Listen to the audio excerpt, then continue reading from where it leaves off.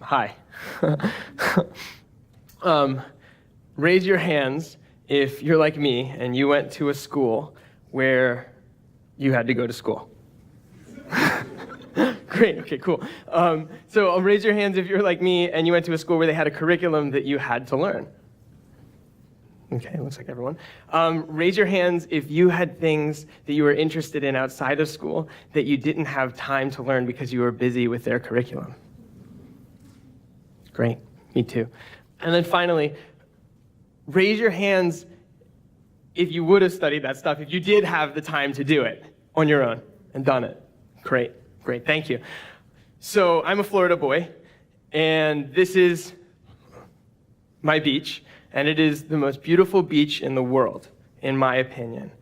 I started my journey in environmental education here because I believed that if every child had the opportunity to connect to the life of the planet we share in a powerful experience in a beautiful natural area, then that would give the value of a cultural transformation to humanity, so that we'd be able to change the way we relate to the planet. So instead of being consumptive and destructive, we would be generative and supportive. I learned in about 2 years of working in environmental and alternative education that it's just not possible for that to happen. It just doesn't work because most kids in the world live in cities. And there aren't that many kinds of places like this left in the proximity to where the kids are. We don't have the infrastructure, and it's just not possible. But every human being has this exact same beauty of life inside of them. So if we could educate, which means, from educar, to draw forth from within, if we could connect everyone to the life inside of them, then we would have the same effect of a complete global shift in consciousness. So it's like we take a seed, right? And you take a seed of a plant, and you plant the seed of a plant, fertile soil, and you give it water, and you give it sunlight, and you give it time and space. The seed knows what to do. That's how you get a tree. And if you give it what it needs, it does the rest. And you get a big, beautiful, healthy tree, and you get big, beautiful, healthy fruit. We're not any different. You take a human being, and you give them the fertile environment, which is the culture that they're in, which is really just how we are together.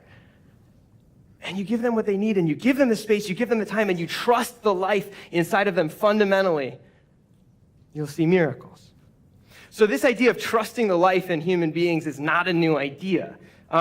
It's been around for a while, and a model of education that incorporates this is not a new thing either. Maria Montessori, about 100 years ago, set up schools where kids could do all of the things that people were doing in the world at that time.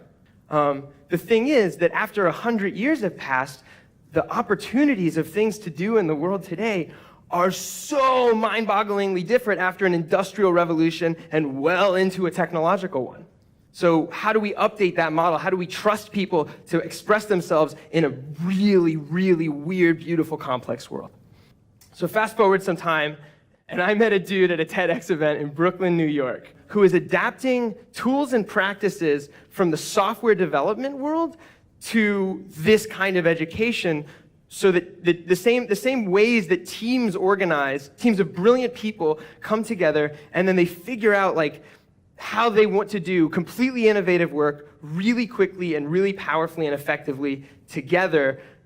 The same tools apply to kids that are just figuring out, what do I want to do with my life today? And what do I want to do with my life as a whole? And how do we, as a collective, want to do things together? So I went and I started playing with art at the beginning of the first Agile Learning Center in New York City. And we started working with some of these tools. This is one of those tools. It is, and I should mention that when I started working there, it was the first time in my life that I found an environment where I felt like I could facilitate self-directed education in a way that I had only dreamt of before then, because that's what I've been wanting to do. So we use these tools to facilitate it. This one allows children to say, okay, this is what my intention is, and to articulate it, and then to track their progress and assess how they're doing, and then think about their intentionality and grow in self-awareness. And it's also a really valuable tool as a facilitator because I get to see what are you interested in day after day? And then how can I support you to go as deeply into the learning related to your passions and your gifts as possible and not need me as soon as possible? Because that's really what we want for all our kids. And then we have these other tools that allow us to see how are we together as a group. So how are we together and what do we want to do? And then how do we want to be to do what we want? So right now, our group intention would be to inspire and inform, and the orientation would be as audience and presenter, right? So if we wanted to shift this dynamic because it wasn't serving our intention, if our intention was to share from a heart space, we'd make a giant circle, and then we would pass around a listening stick, and everyone would take a turn for it. And then this other tool we use to create our culture as a whole. So what do we want to do as a collective? What values do we have? And if something's not working, how do we say, okay, this isn't working, let's try doing this, and then see how it goes. Instead of making big, hard rules and having a big, tough bureaucracy and having people in charge making all the rules, we all just figure out what do we want to do together and how do we do it fast and easy so that everyone spends more time doing what they want. Because all of the time that we're spending, every minute of every day is our life, and that's precious. So there's this one story that comes from one of these schools. I've got a lot of these stories, and it was really hard to pick, and I've been blessed to witness a number of miracles in the last 4 years of doing this work.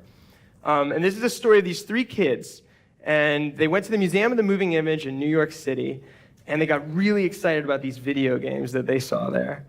And they got so excited that they wanted to make one. So then they did the programming, they did the graphics, they assembled the hardware, they built the cabinet, and then they unveiled their game at Microsoft's Indie Gaming Night event at their corporate offices in New York City, alongside a whole bunch of other professional game developers. And we're talking about a 7, 8, and a 14-year-old. So when the people there, like the people attending the event would show up and they would see this cabinet, they would ask the chaperones, like, what's happening here? And they would say, no, they're the game designers. And then they would talk to the kids. And what's really powerful about this isn't that they did that. It's not the product, it's the experience. Because those kids weren't pretending to be game designers. They were game designers. And that's really, really powerful to know that you can do what you want now. So I'm here as a representative of a collective. It's not my thing. There's a lot of us, and we're growing really quickly. The way that we organize as a network is the same way we organize as a community. Every person makes decisions for themselves, and then each group figures out what it wants to do for itself. So it's horizontal, and it's blurry, and it's beautiful, and it really looks a lot more like life, and it's a lot more fun and fulfilling. So I want to close with a completion to that story from earlier, where one of those kids, I was walking him home one day, and this is one of those kids that lives in a city, and we were walking through a park, and he took this moment, and he looked around him, and then he looked at me, and he said, you know, it's really generous, trees. They're really contributive. They just do what they do to make everything work. And it's just really generous. And that's my opinion.